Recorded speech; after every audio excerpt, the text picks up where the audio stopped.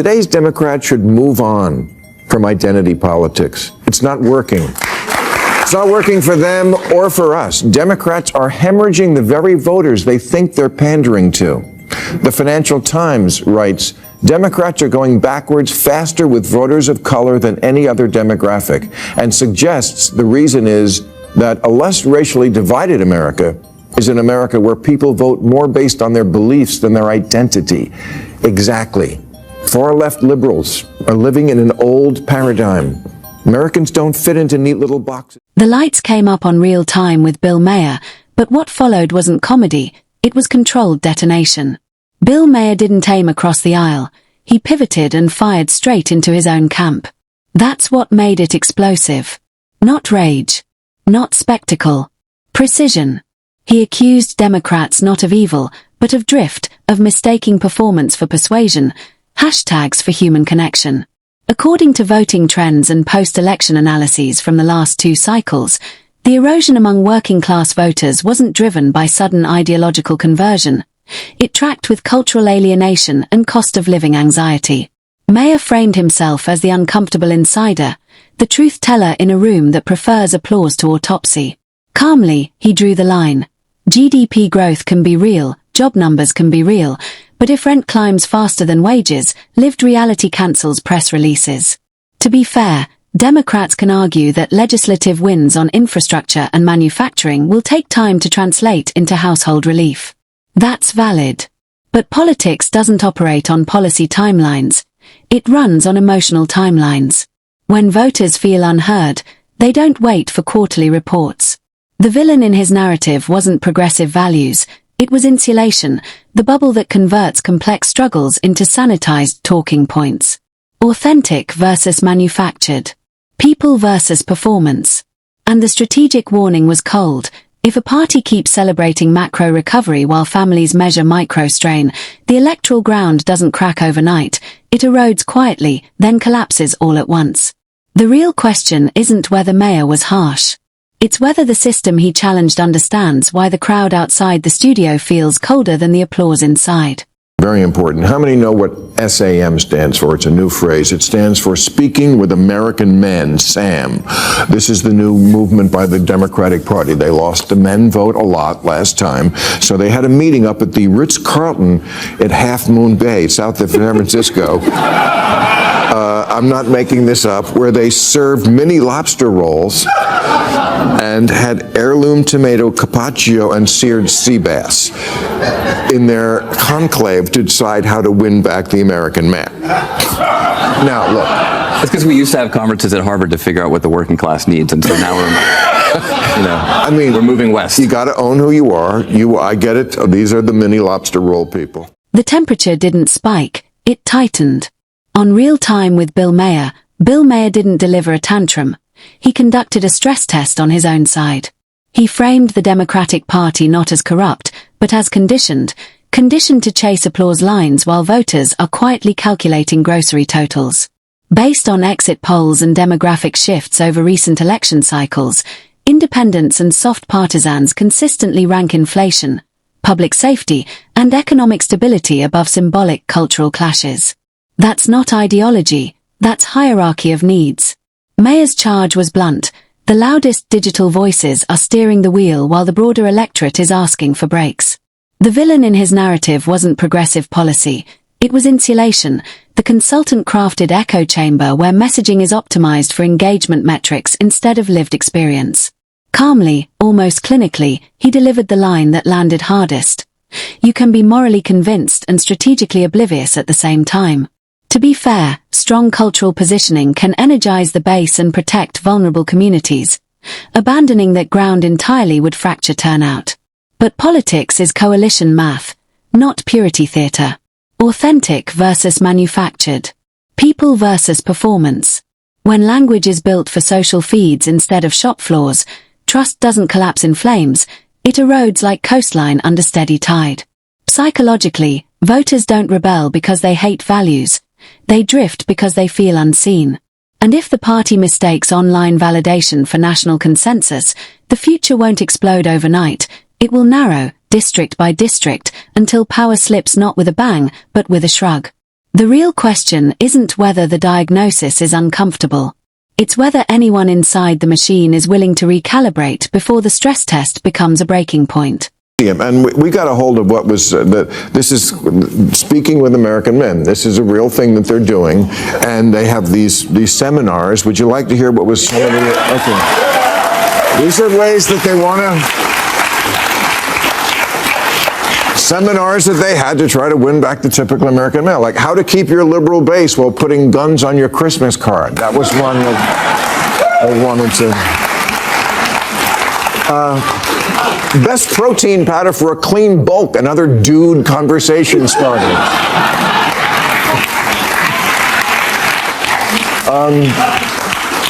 Bud Light etiquette, when to drink it, when to shoot it.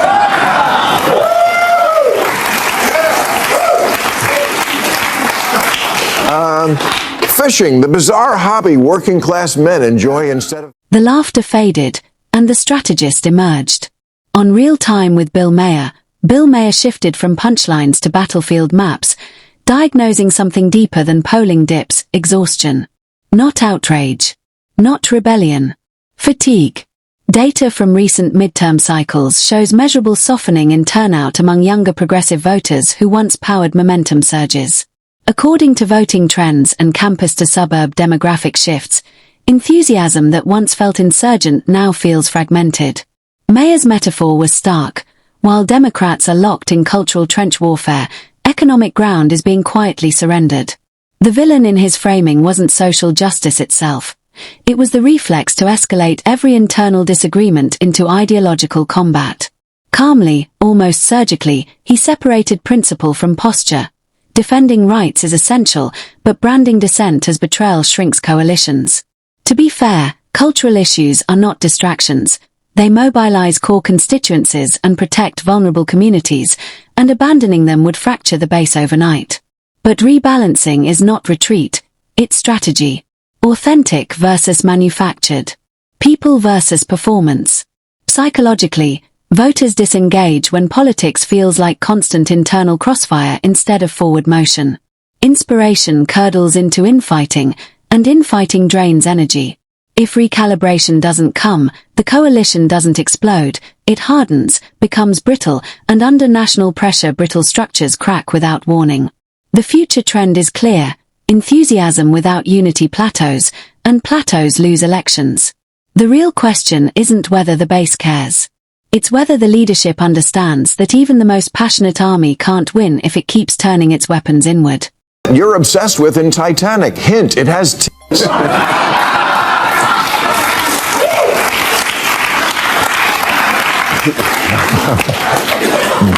Bruce Lee versus Bigfoot. Mythical fight scenarios to man up your Joe Rogan appearance.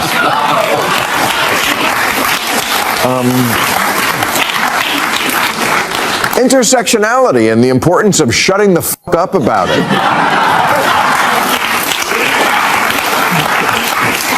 And undouching your face. Man beards from Ted Cruz. The room tightened when Bill Maher said it out loud on Real Time with Bill Maher. Some Democratic messaging sounds like it's drafted by people who've never worried about a paycheck clearing. It wasn't an insult, it was an indictment of distance. According to recent polling patterns and voter file analysis, non-college voters have continued drifting rightward in measurable increments, not because they've memorized policy white papers, but because they feel culturally patronized. That's the fracture line. Not ideology, tone. Maher framed it as a class empathy gap, where leaders celebrate historic investments while families measure life in gas receipts and rent increases. Calmly, almost surgically, he acknowledged legislative wins, infrastructure expansion, domestic manufacturing incentives, job growth metrics, and then separated achievement from translation. Policy success does not automatically equal emotional resonance. To be fair, governing a modern economy requires complex messaging. Oversimplification can distort serious work. But if communication feels manufactured while struggle feels real, people choose what feels real. Authentic versus scripted. People versus performance.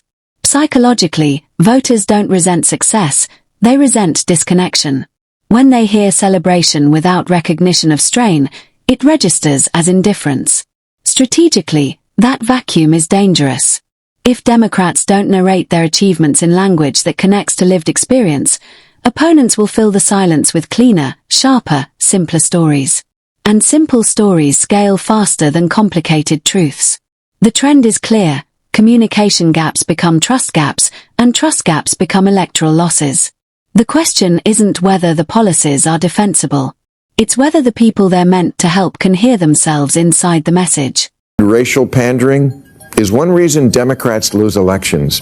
When Chuck Schumer and Nancy Pelosi put on kente cloth, I don't think it earned them one vote for their powerful emotional ties to Ghana. Here in California, we're now segregating kidnapping. Really, California doesn't just have Amber Alerts for missing children. We have Ebony Alerts for black children and Feather Alerts for Native American kids. What is that? We look for them by listening. The line hit like artillery. You cannot win the war for the middle while staging parades for the edges.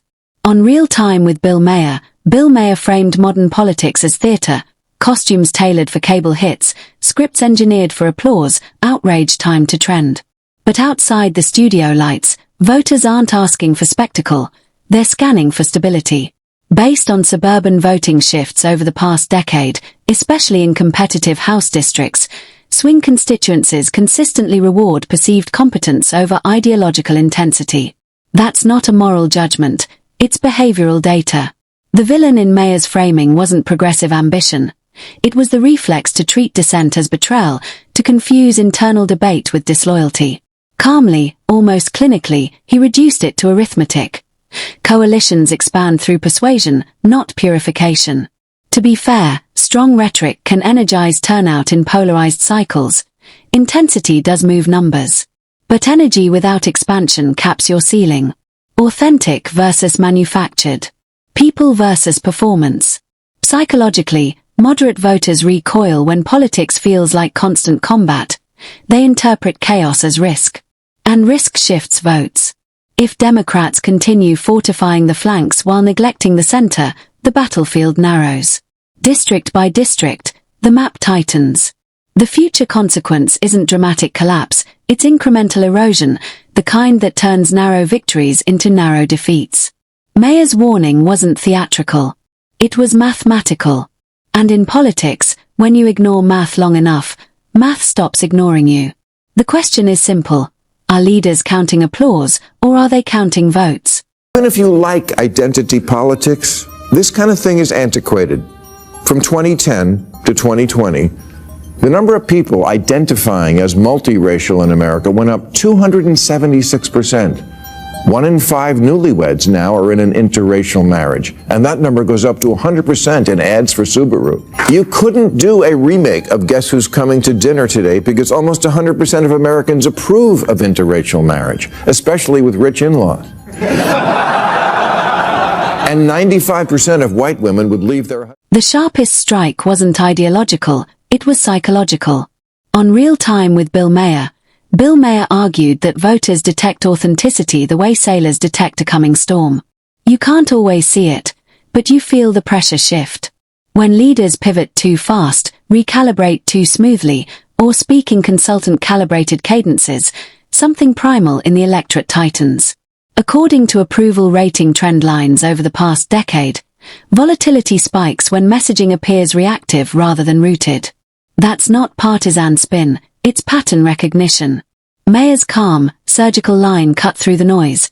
Credibility compounds slowly and collapses suddenly. The villain in his framing wasn't progressive policy. It was the addiction to online validation, the confusion of retweets with real trust. Authentic versus manufactured. People versus performance.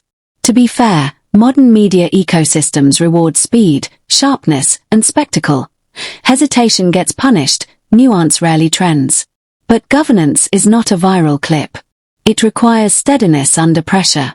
Psychologically, voters forgive imperfection. They don't forgive insincerity. When authenticity feels staged, trust doesn't argue, it withdraws. Strategically, if Democrats cannot bridge the gap between digital theater and governing gravity, they risk becoming fluent in tweets yet deficient in confidence. The trend is unmistakable. As institutional trust remains fragile, even minor credibility cracks widen faster. And when trust finally gives way, it doesn't shatter loudly, it vanishes quietly. The question isn't whether messaging is clever. It's whether it feels real when the storm clouds gather. Who says, as humans, we are obsessed with race, and that obsession can really hinder people's aspirations. Actress Raven-Symoné agrees. She told Oprah, "I'm tired of being labeled. I'm not an African American. I'm an American."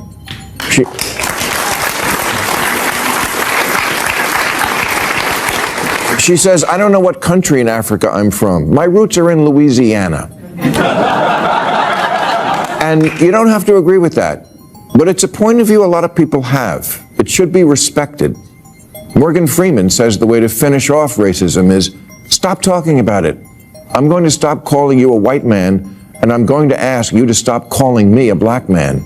There's even a movement now to ban racial questions on the census, and many of its leaders are people of color, like Professor Sheena Mason, who says to undo racism, we have to undo. The anger cooled, and what replaced it was more dangerous: disappointment.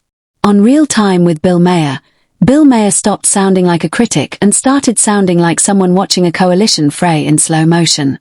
He described voters who once felt seen and now feel processed, segmented, categorized, spoken to in slogans instead of spoken with in substance.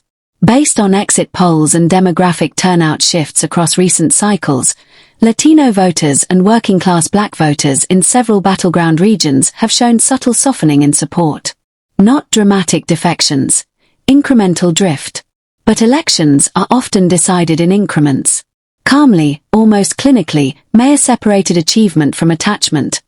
You can deliver on healthcare cost caps and job growth metrics and still fail to make people feel understood. The villain in his narrative wasn't policy failure. It was emotional miscalculation, the drift into academic jargon and consultant phrasing that sounds manufactured instead of lived. Authentic versus scripted. People versus performance. To be fair, complex policy solutions require complex explanations. Oversimplifying risks distortion.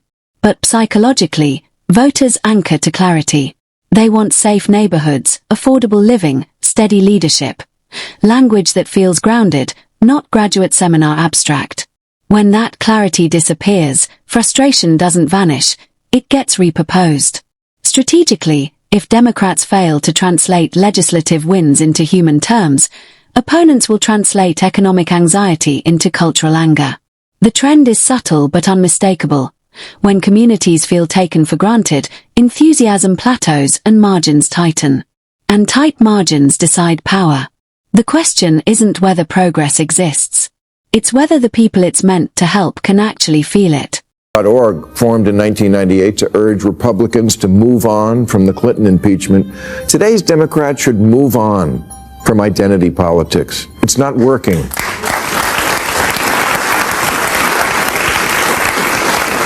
It's not working for them or for us. Democrats are hemorrhaging the very voters they think they're pandering to.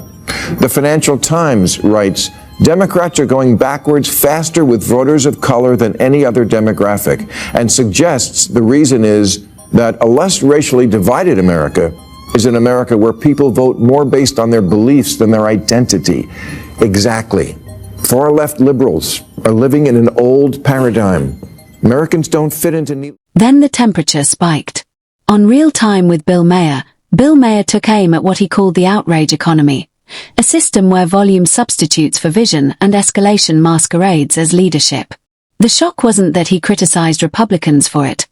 It was that he accused his own side of mirroring the same sensationalism they claimed to resist. According to media consumption studies and audience behavior data from recent election cycles, partisan viewers increasingly cluster around reinforcement, not challenge. Echo chambers aren't accidents, they're business models.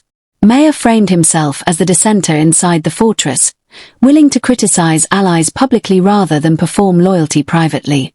The villain in his narrative wasn't progressive values. It was performative outrage replacing durable problem-solving, heat without light. Calmly, almost surgically, he made the distinction. Passion can spotlight injustice, but perpetual escalation erodes credibility. To be fair, Strong rhetoric has historically mobilized reform movements and drawn attention to ignored inequities. But when everything is labeled existential, nothing feels urgent. Authentic versus manufactured. People versus performance. Psychologically, audiences adapt to intensity. What once shocked becomes background noise. Strategically, if voters perceive constant alarmism, they don't necessarily switch sides, they disengage. And disengagement shrinks coalitions. The forward trend is sobering. In a media ecosystem that rewards outrage, leaders who confuse virality with persuasion risk exhausting the very electorate they need. When real crises hit, credibility is a finite currency. Spend it recklessly, and the next warning may echo in an empty room. The question isn't who can shout the loudest. It's who will still be trusted when the alarm actually matters. America now, you're allowed to be many things all at once, and that's a good thing, even when it's really stupid.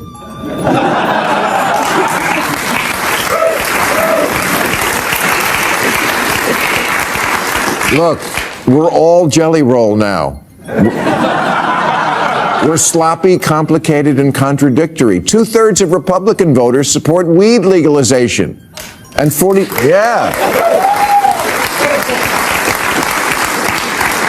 41% of Democrats own or live with someone who owns a gun. Miss Marvel is Pakistani and the winner of the last 2 NBA dunk. The quietest line hit hardest. On Real Time with Bill Maher lowered his tone and delivered a surgical observation. Winning arguments isn't the same as winning elections. According to national exit polling patterns and demographic turnout studies, voters frequently split tickets when they sense imbalance, when one side dominates rhetoric but abandons persuasion. Maher framed the battlefield with precision. Democrats fortifying the moral high ground while slowly ceding the narrative terrain. The villain wasn't policy. It was the overconfidence that argument alone secures votes. Calmly, he acknowledged the counterpoint. Republicans carry their own fractures, from factional divisions to polarizing personalities. Opportunity exists, but unaddressed structural misalignment converts opportunity into regret. Authentic versus manufactured. People versus performance. Psychologically, voters respond not just to what is said, but how it aligns with lived experience. Perception of imbalance breeds doubt. Strategically, Maher warned that if Democrats prioritize authenticity over branding, they stabilize coalition dynamics. If they double down on performance, volatility compounds, and brittle alliances fracture under pressure. The trend is unmistakable. Electorates do not forgive repeated dissonance between message and reality. And when coalitions fracture, recovery is slow and painful. The real reflection isn't about which side is louder. It's whether leadership understands that persuasion, not performance, wins the battles that truly matter. Still building your politics around slicing and dicing people into these fixed categories? Democrats need to get the memo that you can't win elections anymore by automatically assuming you're going to get every voter who's not these guys.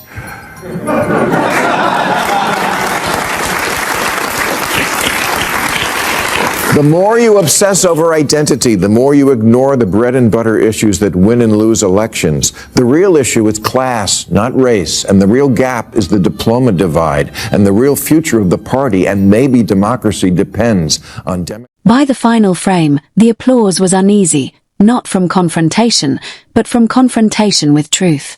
On Real Time with Bill Maher forced a mirror onto his own party, framing the moment as existential rather than partisan. Politics has become theater, and voters are weary of buying tickets to performances that feel hollow. According to longitudinal trust in government data, institutional confidence remains historically low, a structural legitimacy crisis, not a red versus blue issue. Calmly, almost surgically, Maher laid out the prescription. Reconnect with people, not platforms. Replace manufactured moments with tangible, measurable improvements. Choose real over performative. To be fair, media amplification can reward spectacle, and leaders must communicate quickly in a fragmented ecosystem. But speed without substance compounds disconnection. Authentic versus manufactured. People versus performance. Psychologically, voters sense sincerity over spin, and when they perceive misalignment, cynicism spreads faster than applause. Strategically, Maher warned that if leaders fail to course correct, the electorate will, and electorates correct brutally. The trend is clear: legitimacy erodes slowly but collapses suddenly. The final reflection hangs heavy. The question isn't whether the critique stung. It's whether the system is listening when the warning bell tolls.